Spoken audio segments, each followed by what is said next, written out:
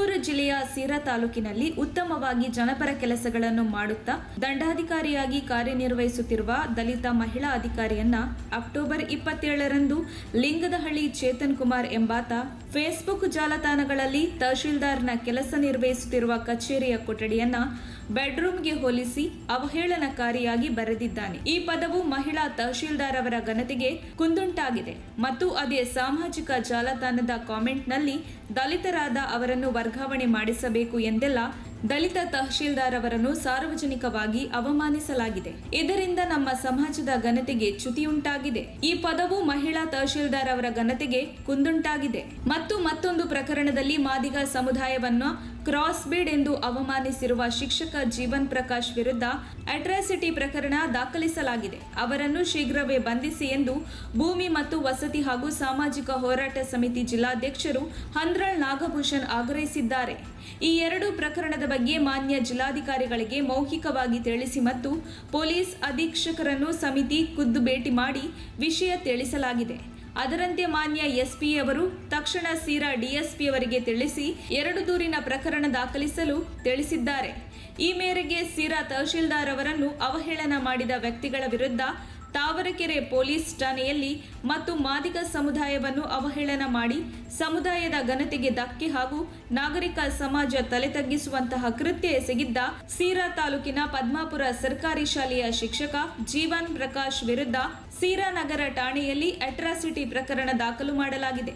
ಅದರಂತೆ ತಕ್ಷಣ ಆರೋಪಿಗಳನ್ನು ಬಂಧಿಸಿ ಸೂಕ್ತ ತನಿಖೆ ನಡೆಸಲು ತನಿಖಾಧಿಕಾರಿಗಳಲ್ಲಿ ಒತ್ತಾಯಿಸಿದೆ ಮತ್ತು ಭೂಮಿ ವಸತಿ ಹಾಗೂ ಸಾಮಾಜಿಕ ಹೋರಾಟ ಸಮಿತಿ ಈ ಹೋರಾಟವನ್ನು ಕೈಬಿಡುವ ಪ್ರಮೇಯವೇ ಇಲ್ಲ ಮತ್ತು ನಮ್ಮ ಸಮಿತಿ ಯಾವುದೇ ಒಂದು ಜಾತಿ ಧರ್ಮದ ಪರವಾಗಿಲ್ಲ.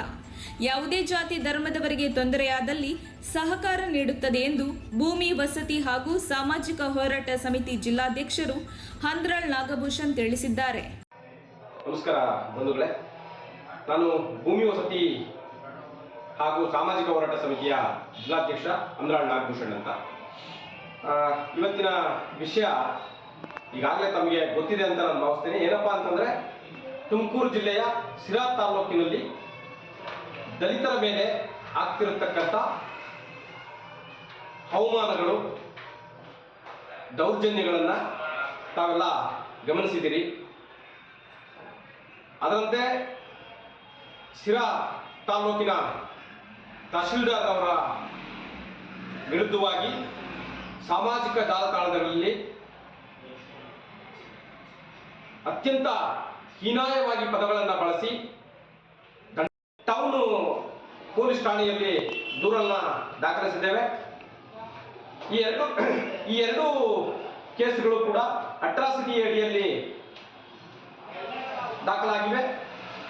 ನಾವು ಮಾನ್ಯ ಪೊಲೀಸ್ ಉಪಾಧೀಕ್ಷಕರು ಈ ಒಂದು ತನಿಖೆಯ ತನಿಖಾಧಿಕಾರಿಯಾಗಿರ್ತಾರೆ.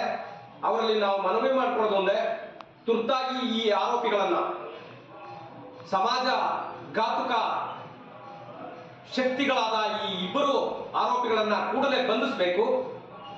ಬಂಧಿಸಿ ಈ ಒಂದು ತನಿಖೆಯನ್ನ ಸೂಕ್ತವಾಗಿ ನಡೆಸಿ ಮುಂದಿನ ದಿನಗಳಲ್ಲಿ ಯಾವುದೇ ಸಮುದಾಯಕ್ಕೆ, ಯಾವುದೇ ಧರ್ಮಕ್ಕೆ ಅವಮಾನ ಮಾಡುವಂತ ಇಂತಹ ಹೀನಾಯ ಕೃತ್ಯಗಳನ್ನು ಮಾಡದಂತೆ